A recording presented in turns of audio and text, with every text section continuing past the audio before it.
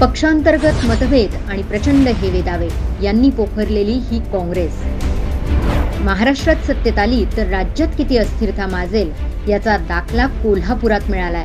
काँग्रेस नेतृत्वाने शब्द दिला, छत्रपतींच्या सुनबाई मधुरिमा राजेंना उमेदवारी दिली, पण सतेज पाटलांचा इगो इथेच दुखावला। त्यांचा समर्थक राजेश लाटकर बंडखोरी करून अपक्ष म्हणून उभा राहिला। काँग्रेसचे प्रदेशाध्यक्ष नाना पटोलेंच्या शब्दाला राज्यातल्या काँग्रेसमध्ये काडीचीही किंमत नाही हेच यावरून सिद्ध होतं। काँग्रेसचा नेता बंडखोरी करत अपक्ष म्हणून उभा राहत असेल तर पक्षाने यावर कारवाई का केली नाही?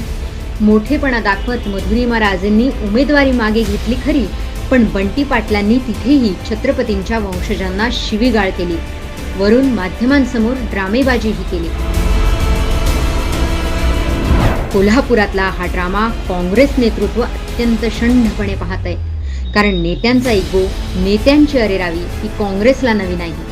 काँग्रेसी नेत्यांचा इगो छत्रपतींच्या गादीच्या मानापेक्षाही मोठा झालाय। काँग्रेसचा हाच खरा चेहरा आहे।